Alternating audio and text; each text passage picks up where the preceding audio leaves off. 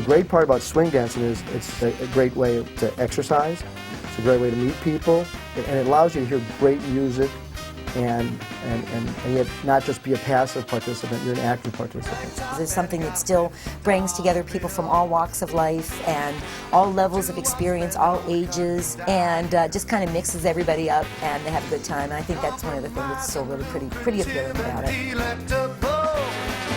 Similar situation, oh, wait, babe, I want to talk to you. I got a little something you might like to know.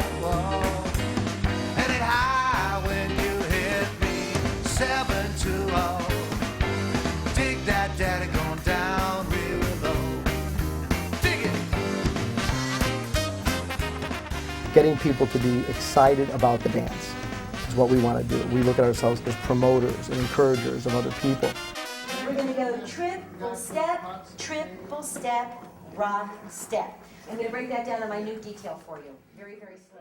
Tom Kerner and Deborah Sternberg are two of the most prolific swing dancing instructors in the Washington, D.C. area. In addition to teaching, Tom and Deborah organize swing dance events at various locations, including the Spanish Ballroom in Glen Echo Park, one of the many places where one can expect a beginner lesson followed by 3 hours of dancing to a live band playing the sweet sounds of an old era.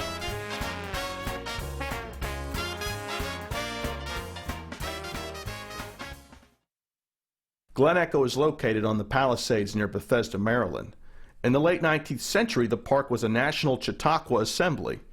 Glen Echo later went on to become a vibrant amusement park serving the Washington area from the early part of the 20th century until the late 1960s.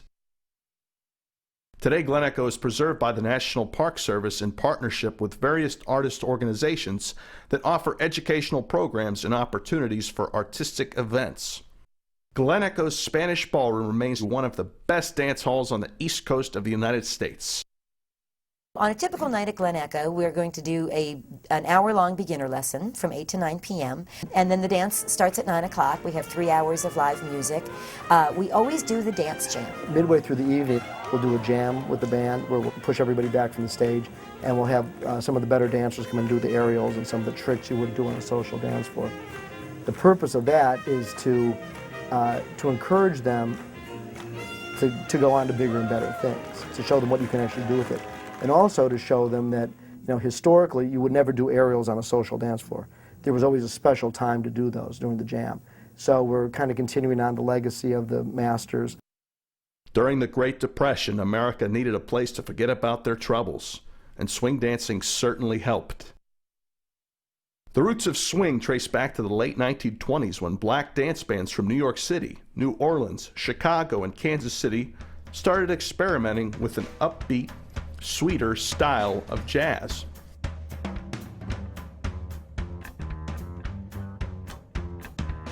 The music was contagious. Many jazz bands all over the states experimented with this hot new sound, and by 1935 the music had broken into the mainstream. From 1935 to 1945, big band musicians like Duke Ellington and many others were heard on the radio and seen in ballrooms and dance halls all over America. The word swing was first used as a verb describing a fluid, rocking, rhythmic momentum created by music that was very well played. Big band music is new to them. That's, I think, why it's exciting to the kids, because the dance was not invented by 50-year-old lawyers. The dance was developed by a bunch of young kids in Harlem, and it was very, very cool to do. The big band sound was a big city phenomenon. The dance halls and ballrooms were decorated with people from different walks of life. In the late 1920s, Charleston makes its appearance. Charleston forms with a few other dances, notably the breakaway and the collegiate, to form a new dance that Shirley George Snowden, who was at that time the best dancer in Harlem, termed the Lindy Hop.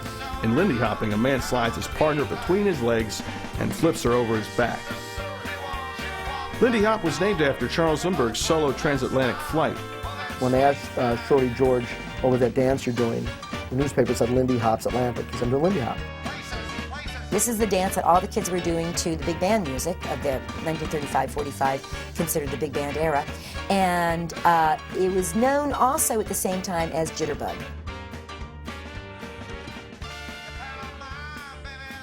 If you're a jitterbug, you need your jitter sauce to calm your jitter nerves. So the kids would say, hey man, you're like a bunch of jitterbugs. And they would go, hey, we're jitterbug dancers. The jitterbugging didn't impress everyone. In 1938, Archbishop Francis J.L. Beckman spoke before the National Council of Catholic Women about jitterbugging and jam sessions, wooing our youth along the primrose path to hell. But the bands played on and the dancers danced on through the remainder of the Great Depression and through World War II. The popularity of big band music tapered off in the late 1940s, but swing dancing and big band music became popular again in the 1990s. Gap ran a commercial in June of 1998 that was called Khaki Swings, and that really heralded the big swing dance revival of that year. All of a sudden, we went from 25, 30 people in a class to 130 people in a class. Every class was packed, every dance was packed, and at that time, it was sort of like when Saturday Night Fever came out in the 1970s. Everybody wanted to learn how to swing dance.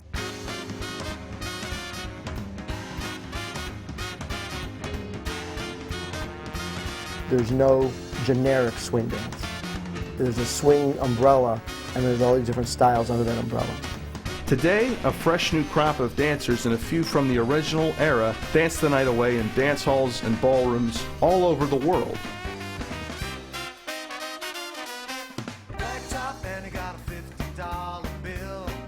I'm always really pushing this dance because to me it's like a religion. Watching so many different people from so many different walks of life come together and have a good time. Yeah, I think it would make the world a much better place if everybody just started doing the Charleston and doing the triple step.